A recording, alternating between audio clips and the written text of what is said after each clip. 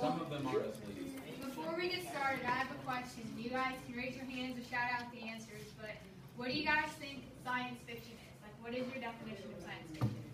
Go. Things that are very implausible that cannot happen in the real world. That cannot happen in the real world? Like time in the future. Like Doctor Who? Yeah. Okay, anyone else? Like what? In the back, what did you say? Robots? Well, the 3D printer is kind of like a robot. I have a video to introduce, like, what we think cannot happen is actually coming to life. It's coming to existence. And I have an intro video that I want you guys to watch.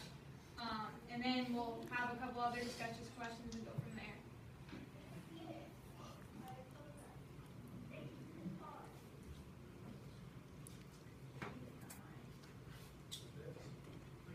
Trekkies alone. But the movie did at least retain key themes from the TV series, including science that was believable. The movie's alien being has its roots in reality.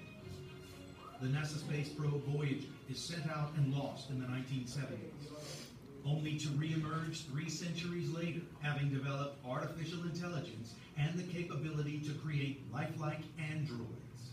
This is a mechanism. At the time, replicating humans was the stuff of pure science fiction. But today, scientists are on the verge of making this a reality. I was a big Star Trek fan growing up, and what inspired me the most about Star Trek was the fact that you would see all these technologies that were totally science fiction, which of course today are reality. Dr. Anthony Atala, an expert in tissue engineering, is a lifelong Trekkie. His groundbreaking work, which involves using printers to produce 3D human body parts, could have come straight out of a Roddenberry script. This is one of our printers that we've designed. And what you see here is this print bed on the top, very much like a regular desktop inkjet printer that you would have at your home, really. But instead of using ink, we're basically using cells. Using X-rays and scans, Dr. Atala builds a computer 3D reconstruction of a body part, one layer at a time. Each layer is then physically printed using a mixture of a patient's own cells and biomaterial gel. This creates a 3D structure exactly like the organ it is replacing. Here you see some of these ear structures that were printed. And you can see here that, in fact, they're built so that they have the same resiliency and elasticity as you would find in a normal ear. In a way, Star Trek predicted what we're doing today. I remember just 25 years ago, the concept of just growing a human cell was science fiction. And here we are today, not just growing human cells, but also printing tissues and organs. So 300 years from now, printing a body or certain major parts of the body may be possible. We may even be looking at things beyond that. All right, so what did you guys think?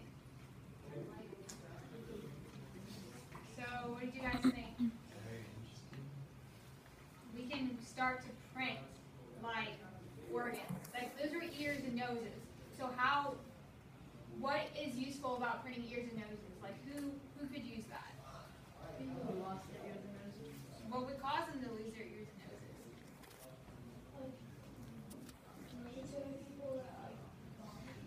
That's a possibility. Or like burn victims. You hear about those burn victims who like lose it gets melted off because their skin and everything. We can replace that now. Or people that are in car accidents. But there's so many other cool things about we can save lives now potentially. Like we don't have to wait for organ donors. We don't have if you're in a car accident and you don't make it, or someone else is in a car accident and they don't make it, they could lose their organs could be donated to someone who needs them, like heart transplants, liver transplants, lung transplants. It's all in the near future could be possible to do. What we're struggling with now this video didn't go into it, but it's how to keep those cells alive. Because when they're printed, when you saw them kind of printing on the thing, it's hard to keep the cells alive because they end up dying once they're out on the glass part. That's the tricky part where we're at right now. Cartilage, like your ears and your nose, is different. It's similar, but it's different than actually printing the organ. I have another quick video to show you. How many of you like Robert Downey Jr. or the Avengers? Iron Man? You know who I'm talking about? Raise them up high. Okay, so this is 3D printing arms, and hopefully you guys like this one a little bit more.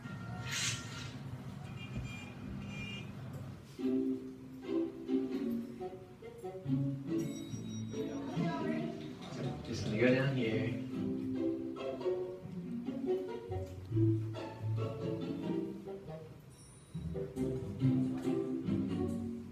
We're looking for 912.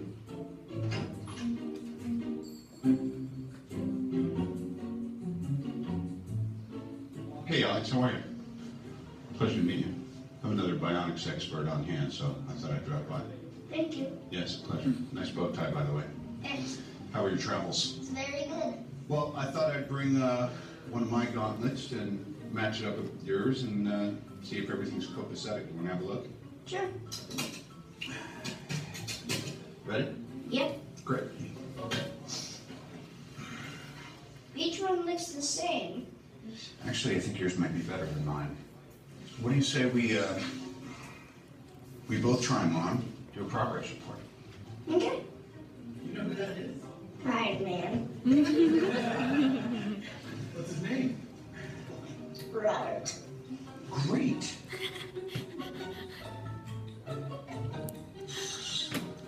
God, dude, it's even cooler than I thought. I'm having a technical glitch. As you can see, my light isn't working. Half the time, I design one of these, it winds up breaking on me. But what I do is I keep working on it, kind of like you're working on it with Albert. He keeps working and working until he gets it right. Yeah, I think yours is still a little bit more right than mine because at least, The lights work. your light works, yeah. Oh, look at that, Dad. It's a marriage of robotic technologies. Bang, nailed it. Love it. Hey, good job, Albert. Thank you, sir. Yeah. Appreciate it. Albert has made it so affordable. I'm probably going to start farming out a lot of my tech work to Albert too. I feel like he could cut the price point down on one of my suits, which right now is, I guess, about, $1.5 billion.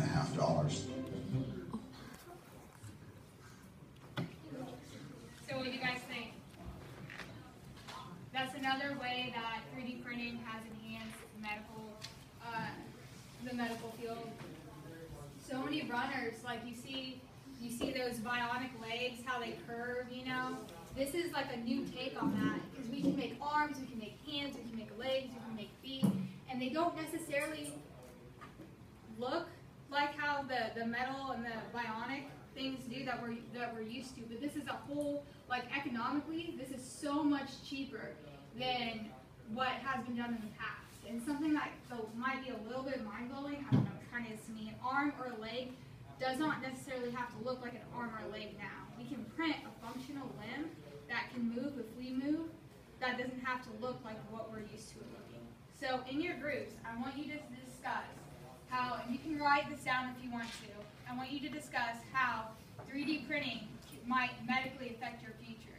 Like, think outside the box. It doesn't have to be what the video showed. I want, creative thinking.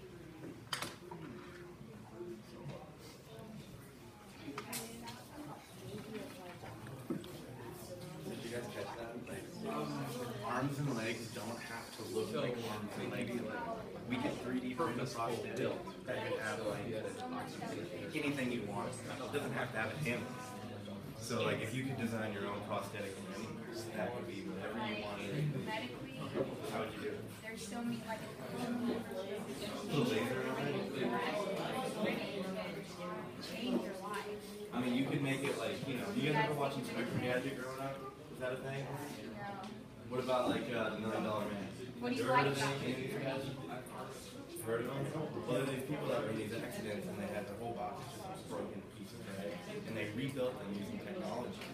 Extension arms, super speed. Whatever you want. So what? I mean, see what you want. There's any ideas? Brainstorm. See what you think. Cool things you can like with. Like what do you think would be something cool that somebody with like this much of their we've already used that. You know, you've seen the hooks and stuff like that, and they have some. You remember the it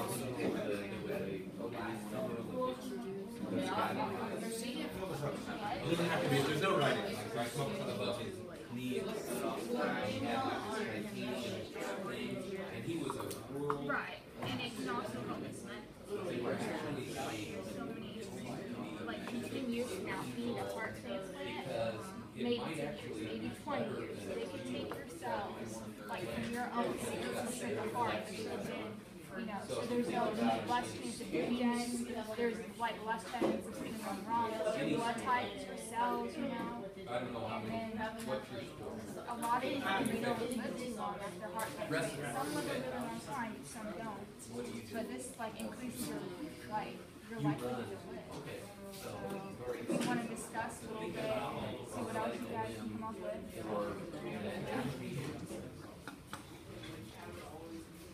You run, What did you guys right? So I don't know if you want to pick one, but what would you do up at sport? Tennis. Okay. So think of like the most difficult things that you do, maybe. I think of like ballet. Being up on your toes. You could have like, I don't know. Just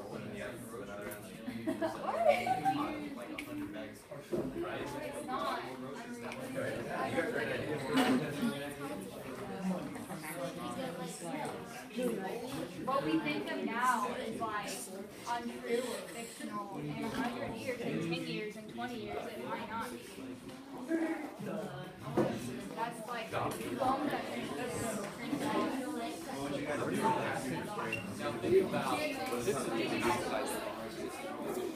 You don't know sports? Don't you think that'd be a little bit of an unfair advantage? How about you ever go grocery shopping and kind of when you get back to the house and you have all those grocery bags, you're just like, I don't want to spend 5 trips coming back and forth. You just pick it up with one of your super arms and you walk all the way to the house. You ever run to do that? I can think of if I had a barcode scanner. What about like extension legs? Have you ever been just like sitting in your kitchen and you want something on top of the cabinet? What are you guys thinking over here? Any ideas? And a mechanical hand that does everything your brain tells it to, but each finger has different things. Like the index finger has a laser, Ooh. the middle finger has a flathead screwdriver, and then this finger has a Phillips head, and this one has a short screw to open like that. And then the fourth, this thumb. That's good, that's good. That's solid. This thumb has a pencil. Yeah, there you go. Writing utensil. What are you guys thinking back here? what? Oh, we could just have extra body parts. So like if we're carrying groceries, you could have 100 bags here, 1 here, and 100 more. Or you know when you're carrying stuff, have 2 arms here, 2 arms here. Yeah. Have 4 legs if you want them. Okay, cool, cool. Cool.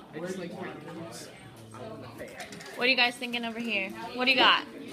We're discussing about the cancer. It says that if you've had a hole, No, and then you I'm not saying exactly what you're saying. no, I'm not. What are you guys thinking up here?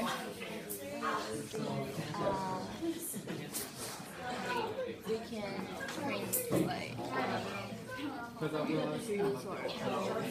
Yeah? No, maybe. Not you? What are you thinking? A robot that plays video games? That's funny. What are you guys thinking? No, you can tell me. You can tell me. You tell him. Tell him. Let's see what we got. Can't, oh, Super speed legs, super strength arms, extension legs and arms. That's really good. Yeah, good ideas. Good ideas. I think you should.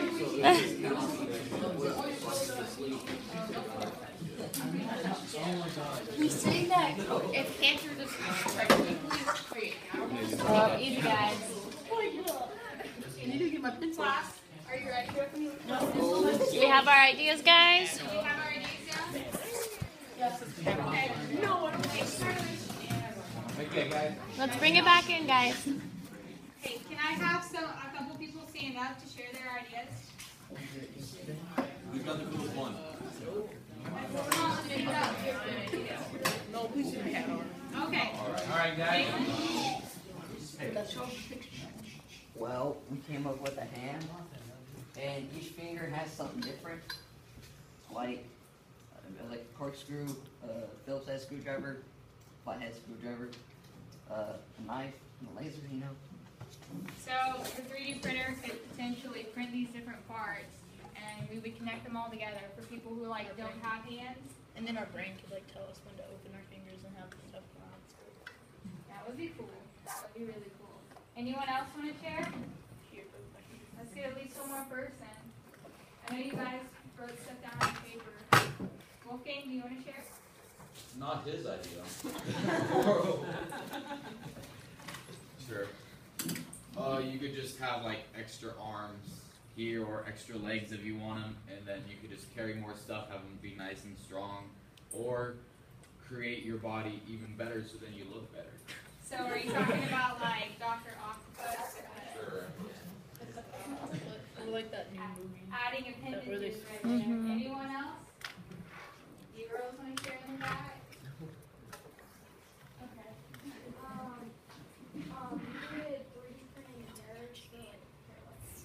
That would be cool.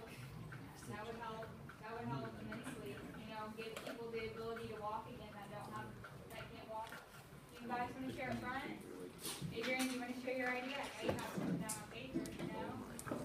Okay. Let's watch one more quick video and then we'll get into Tinkercad.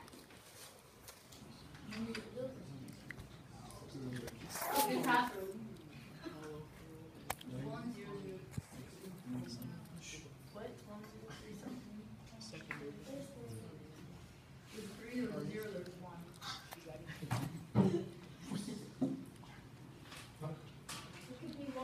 You need a website. Why not do it yourself? With Wix, you can create your own professional website that looks stunning. Ali, how are you? Very good to see you. Inside his MIT lab, Dr. Ali Khadim Hosseini is tackling a big problem.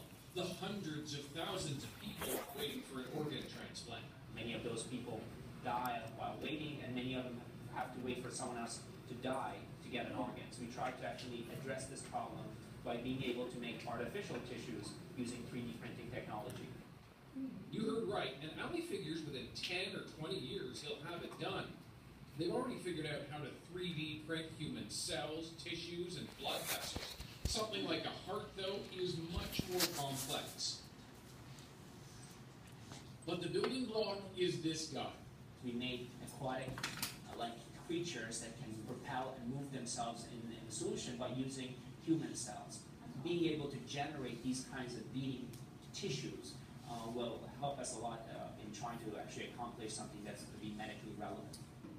Yes, that little jellyfish-like being is created, printed to be exact, using human cells that actually emulate a beating heart. We have one of our printers that we can use to print cells and materials to make things like artificial blood vessels or artificial liver.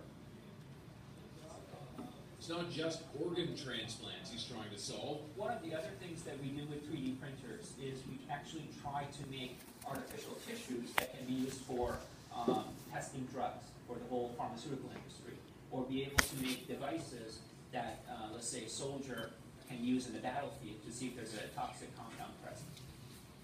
To do that, the lab looks at how drugs cause a domino effect as medication moves from, say, the liver to the heart. It's a complex system, one that could potentially eliminate the need for animal testing. Ali calls it organs on a chip. If you just have liver cells by themselves or heart cells by themselves, you don't see this interaction. But if you have human tissues, human organs that actually have this talking ability with each other in these systems, they actually use the 3D printers to be able to make these miniaturized tissues that enable this organs on a chip systems. The technology is a game changer for the pharmaceutical industry, which can spend billions of dollars and the better part of a decade testing a single drug. So we have smartphones, smartwatches, smart everything. Why not a smart Band-Aid? That's right, that's right. So we've been working on trying to apply some new technologies called flexible electronics.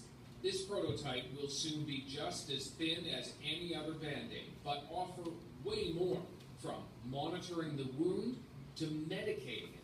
Pretty wild stuff. You can actually administer antibiotics or different types of drugs that helps the healing process. So wouldn't it be great if your Band-Aid can actually sense these things and then be able to deliver therapies as it's sensing it? Okay, let's see. Yeah, I remember this. Yearbook. So what do you guys think? That was pretty cool. That The Band-Aid? Band-Aid was huge. Yeah, well, yeah, but they're that's like, remember how big cell phones were when they first came out? They were like bricks. You're right, yeah, they were huge. So that Band-Aid will eventually be as small as what we have now. So it's like a smart Band-Aid. Did you guys think of that when you were talking in your groups? No. No? But that would be cool. I want a smart Band-Aid. So, if you guys want to line up, we can get laptops out and have the. Come up in order.